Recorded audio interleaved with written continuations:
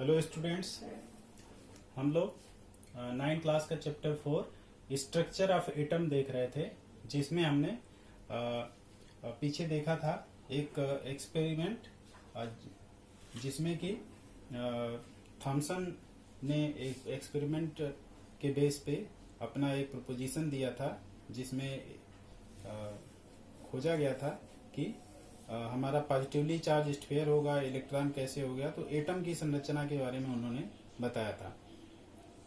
तो और उसका ड्रॉबैक्स क्या था? ड्रॉबैक्स ये था कि वो ये नहीं बता पाए कि कितने इलेक्ट्रॉन हैं, कितने प्रोटॉन हैं, चार्ज स्फीयर पे कितने हैं। तो उस तरह से इनका ये ड्रॉबैक रहा। फिर इसके आगे जो है कि एटम की संरचना के बारे में रदरफोर्ड ने मॉडल दिया, जिसको कि Rutherford model of an atom कहा जाता है। तो हम आगे देखेंगे कि रदरफोर्ड मॉडल क्या होता है। तो अब हमें आगे देखना है। हमने Rutherford's model of the atom. Rutherford ने एक एक्सपेरिमेंट के थ्रू एटम के बारे में जानकारी दिया कि एटम किस तरह का हो सकता है, एटम किस तरह की। इन्होंने एक्सपेरिमेंट किया, उसके बारे में हम आगे देखते हैं कि इन्होंने दो चीज लिया। एक तो इन्होंने जो गोल्ड होता है, गोल्ड की पतली पन्नी ली, बहुत पतला पत्ती लिया इन्होंने। उस पे हीलियम जो आयन होते हैं, या हम उसको कह सकते हैं अल्फा पार्टिकल्स, उससे उस पे बम्बार्डमेंट करवाया। तो हम यहाँ पे देखेंगे कि इन्होंने एक एक्सपेरिमेंट किया।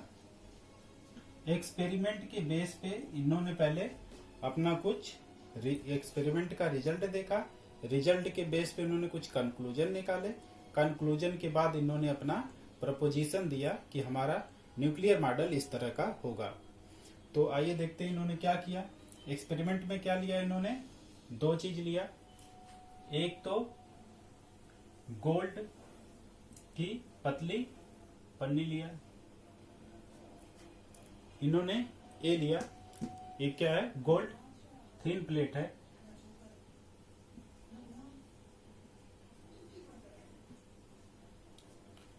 और इसमें क्या किया इन्होंने कि अल्फा पार्टिकल्स का इस पे जो है कि बम्बार्डमेंट करवाया इस पत्ती पे। तो अल्फा पार्टिकल क्या होते हैं? हमारे पास क्या है? अल्फा पार्टिकल है। तो अल्फा पार्टिकल जो, यदि हम हीलियम 2He4+2 ये अल्फा पार्टिकल है, या सीधे हम इसको He+2 लिखते हैं, जिसपे 2 चार्ज होता है, वो अल्फा पार्टिकल होता है। लेकिन अब हीलियम के बारे में भी हम देखते हैं, यही होता है। यदि हम इसको He+2 को +2, इसको यदि 2 इलेक्ट्रॉन मिल जाए तो ये क्या बन जाता है? हीलियम बन जाता है। तो इस तरह से A2He4 होता है, ये हीलियम है। और अल्फा पार्टिकल क्या है? ये आयन के रूप में होता है, जिसको इस तरह से दिखाते हैं। तो +2 आयन होता है इस पे। तो हीलियम और इसमें दोनों में डिफरेंस है। तो हमें क्या लेना है? अल्फा पार्टिकल लेना है, ये चीज हमें लेना है। इसका हमें इस पे बम्बार्डमेंट करवाना है। इसके बाद देखेंगे कि क्या रिजल्ट होता है। इसमें क्या किया? इसमें इन्होंने इस पे बम्बार्डमेंट करवाया अल्फा पार्टिकल्स का। बहुत सारे पार्टिकल्स गए।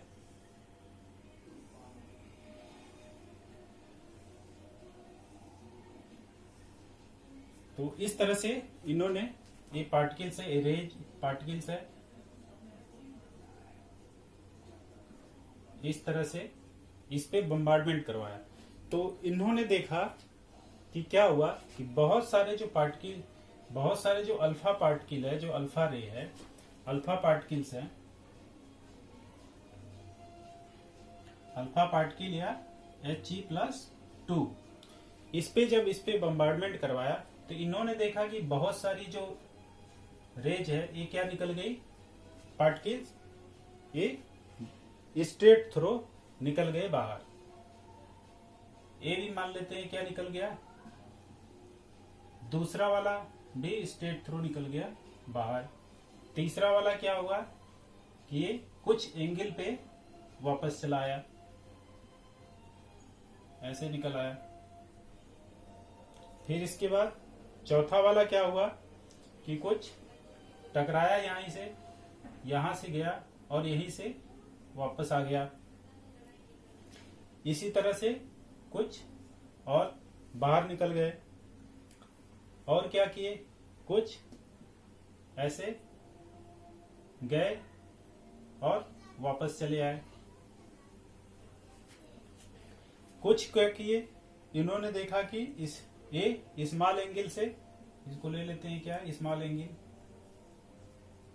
एंगल से वापस चले आए, कुछ बाहर निकल गए, कुछ जो है कि रीबाउंड हो गए, मतलब जैसे गए वैसे ही वापस आ गए। तो इस तरह से बाहर निकल गए, इस तरह से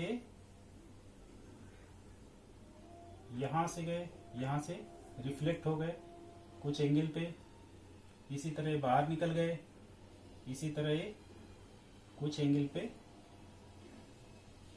बाहर आ गए।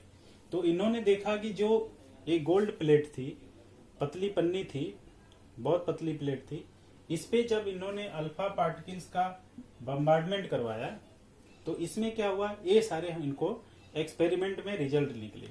तो इसमें हमें तीन चीजें दिखती हैं। इसमें क्या दिखता है कि जो पहला ज्यादातर जो पार्टिकल्स है ये क्या निकल गए, बाहर निकल गए। पहला क्या हुआ, पहला हुआ कि ज्यादा पार्टिकल बाहर निकल गए, मोस्ट पार्टिकल, इसको शार्ट में लिखते हैं, मोस्ट पार्टिकल क्या हो गए, पास्ट, मोस्ट पार्टिकल क्या हो गए, पास्ट हो गए, बाहर निकल गए। दूसरा क्या निकला कि जो कुछ पार्टिकल्स थे, 1 2 3, ये क्या हुए, कुछ एंगल पे सम पार्टिकल्स क्या हुए, सम पार्टिकल्स क्या हुए, स्लाइट एंगल पे, स्लाइट एंगल पर डिफ्लेक्टेड हो गए। डिफ्लेक्टेड मतलब कहीं से टकराना और कुछ एंगल से मुड़ के वापस किसी भी दिशा में चले जाना। ये जरूर नहीं इसी दिशा में जाए, ये इधर भी जा सकता है। और तीसरा क्या देखा इन्होंने, जो इन्होंने एक्सपेरिमेंट किया उसमें तीसरी चीज देखे कि 1 आउट ऑफ 1200, मतलब करीब 1200 पार्टिकल्स या बहुत ज्यादा पार्टिकल्स में से एक जो है, ये क्या कर रहा है कि रीबाउंड हो रहा है।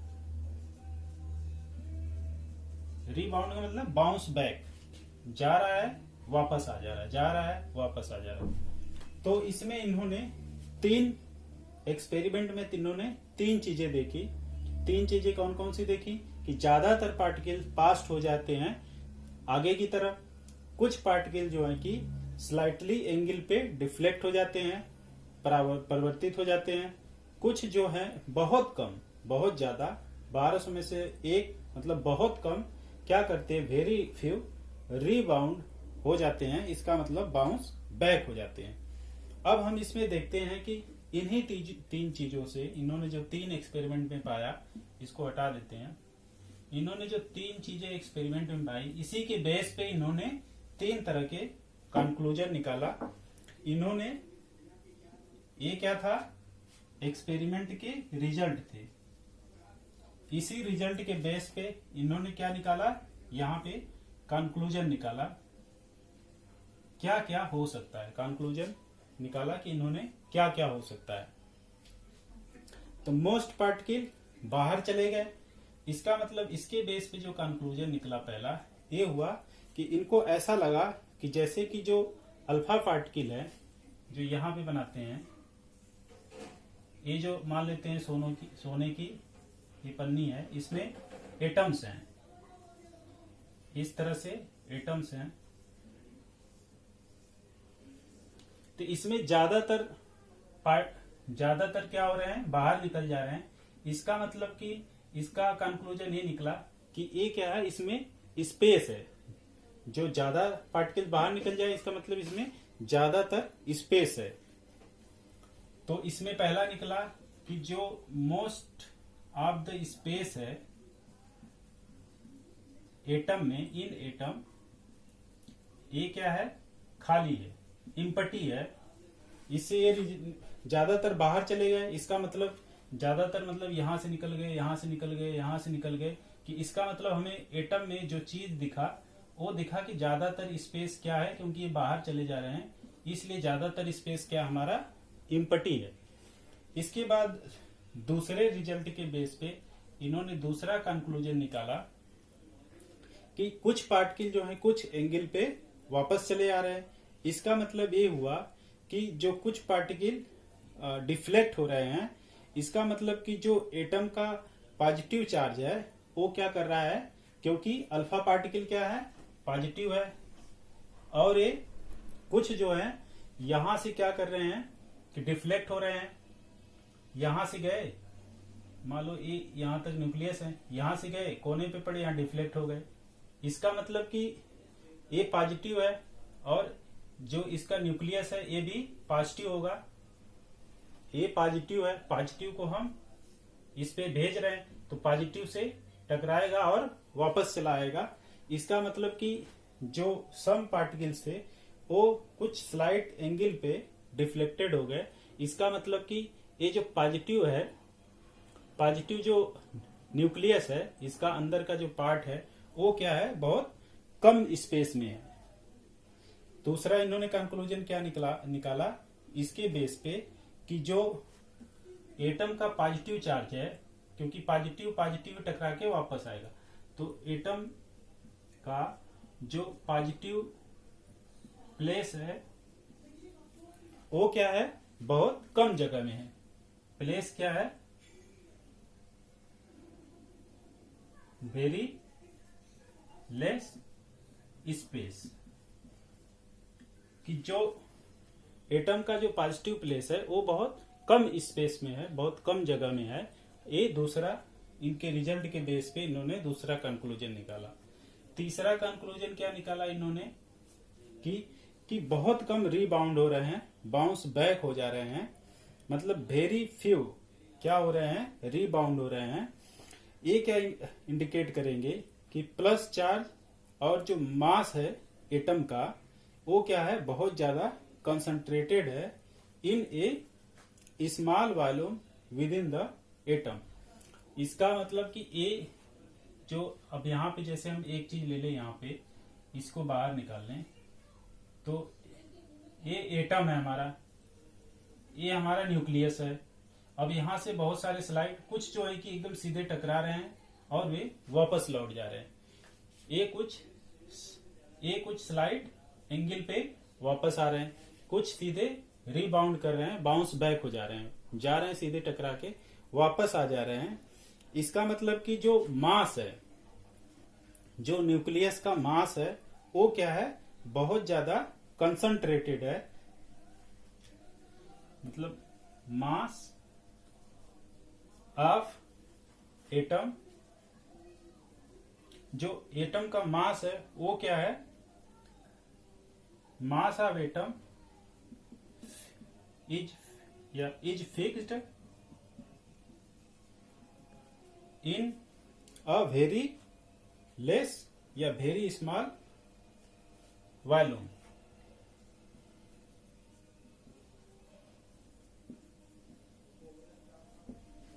इसमें दो चीजें हैं, एक तो जो इसका पॉजिटिव, चूंकि हमारा जो ये होता है, ये क्या है, न्यूक्लियस है, इसमें पॉजिटिव है, पॉजिटिव से डिफ्लेक्ट हो रहा है, कुछ हो रहे हैं। इसका मतलब कि जो पॉजिटिव स्फीयर है, जो इसका स्पेस होगा वो क्या है, बहुत कम स्पेस में है, और जो वापस आ जा रहे हैं, इसका मतलब कि जो उसका मास है, एटम का जो मास है, जहां पे बहुत ज्यादा कंसंट्रेटेड है, वो क्या है, बहुत कम जगह में है, उसका बहुत ज्यादा कम है कंसंट्रेशन। मतलब कि बहुत लिमिटेड जगह में सारा मास एटम का छिपा हुआ है। इसका मतलब हम कहें कि जैसे ये स्पेस है, इतना बड़ा हमारा एक एटम है, तो बहुत कम जगह में जो इस एटम है पूरा, इस एटम का जो मास है ये बहुत कम जगह में छिपा हुआ है, कम जगह में स्थित है, कम जगह में स्थित है। तो इन्होंने एक्सपेरिमेंट के रिजल्ट देखे 3, और इनके बेस पे इन्होंने 3 कंक्लूजन निकाले। 3 कंक्लूजन क्या निकाला कि बहुत सारे बाहर निकल जा रहे हैं पार्टिकल, इसका मतलब एटम का जो ज्यादातर स्पेस है ये क्या है, ये खाली है। कुछ ऐसे हैं जो स्लाइड एंगल पे वापस आ जा रहे हैं, इसका मतलब ये हुआ कि जो चार्ज स्फीयर है बहुत कम है। कुछ है इसलिए इसका जो एरिया होगा वो कम होगा, और कुछ रीबाउंस बैक कर रहे हैं, इसका मतलब जो मास होगा, चार्ज या मास होगा, चार्ज और मास दोनों हो, एटम का जो होगा वो क्या होगा, वो बहुत कम वॉल्यूम में कंसंट्रेटेड होगा, बहुत कम जगह में, स्पेस में कंसंट्रेटेड होगा। वॉल्यूम या स्पेस दोनों कर सकते हैं। तो इस तरह से इन्होंने 3 कंक्लूजन निकाला।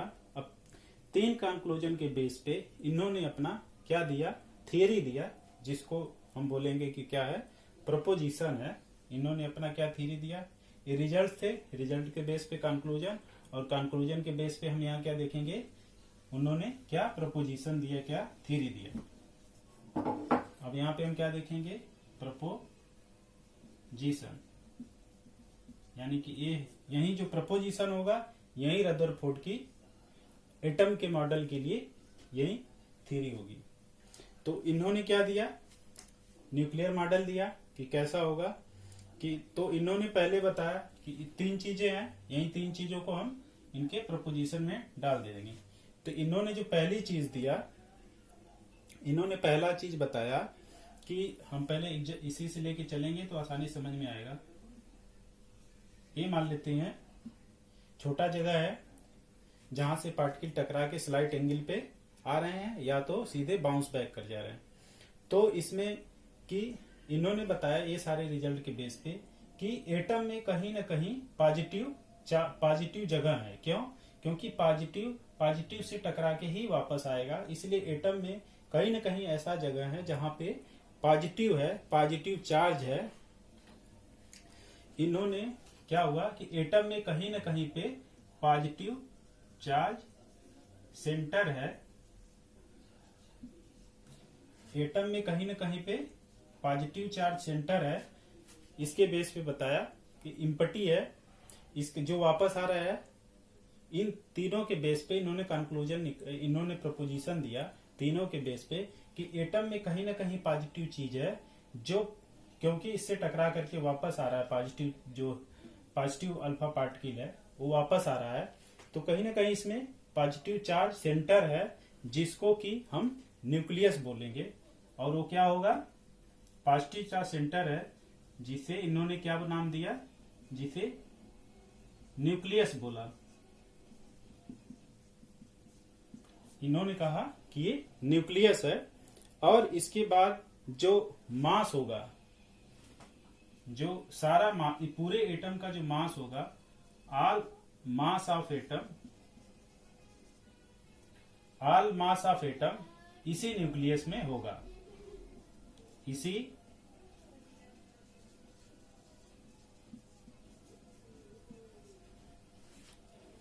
ठीक है। इसके बाद क्या दिया इन्होंने कि ये पॉजिटिव चार्ज है। चूंकि हम क्या देखते हैं कि कोई भी एटम क्या होता है, जनरली क्या होता है, न्यूट्रल होता है, क्योंकि हमारे सारे जो मैटर हमारे नेचर में दिखते हैं वो सारे स्टेबल है। तो यदि पॉजिटिव है तो कहीं ना कहीं इस पे नेगेटिव होगा, इलेक्ट्रॉन होगा जो इसके चारों तरफ चक्कर काट रहा होगा। इलेक्ट्रॉन क्या होगा, इसके चारों तरफ चक्कर काट रहा होगा न्यूक्लियस के चारों तरफ। तो इन्होंने क्या बताया, पहला तो ये बताया, दूसरा बताया कि एक इलेक्ट्रॉन नहीं, इलेक्ट्रॉन होगा, कहीं भी हो सकते हैं, एक भी हो सकता है। तो इलेक्ट्रॉन ई माइनस मतलब इलेक्ट्रॉन हो गया, इलेक्ट्रॉन होगा जो न्यूक्लियस है, जो न्यूक्लियस के चारों ओर रिवॉल्व करेगा।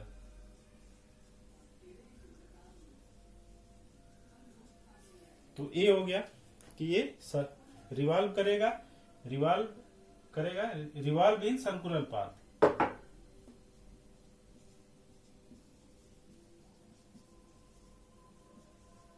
सर्कुलर पाथ में रिवॉल्व करेगा न्यूक्लियस के चारों तरफ। अब इसके बाद इन्होंने एक पहला ए दिया, दूसरा ए दिया, और इन्होंने एक तीसरा प्रपोजिशन दिया, 3 दिया इन्होंने। तीसरा बताया इन्होंने कि जो न्यूक्लियस का साइज है वो, जो एटम का साइज है वो बहुत ज्यादा छोटा होगा। इसका मतलब कि जो साइज ऑफ न्यूक्लियस ये बहुत ज्यादा छोटा होगा as compare to size of atom. तो इसमें 3 चीजें हो गई, 3 के 3 प्रोपोजिशन हो गए। 3 प्रोपोजिशन क्या क्या हो गए? एक तो ये हो गया कि साइज जो होगा न्यूक्लियस का न्यूक्लियस का साइज बहुत ज्यादा छोटा होगा as compare to size of the whole atom. तो इन्होंने 3 प्रोपोजिशन दिया। अब इनका ये हो गया, एक्सपेरिमेंट हो गया, उसके बेस पे कंक्लूजन, और इस कंक्लूजन के बेस पे इन्होंने एक थियरी दिया, nuclear model theory of Rutherford. अब इसके बाद हम देखेंगे कि इसमें क्या प्रोपोजिशन इनका सही है बिल्कुल, या इसमें कुछ कमियां हैं। तो इनके प्रोपोजिशन में कुछ न कुछ कमियां पाई गई। क्या कमियां पाई गई? इन्होंने कहा कि ये हमारा न्यूक्लियस है और इलेक्ट्रॉन क्या करता है, इसके चारों तरफ सर्कुलर पाथ में मूव करता है।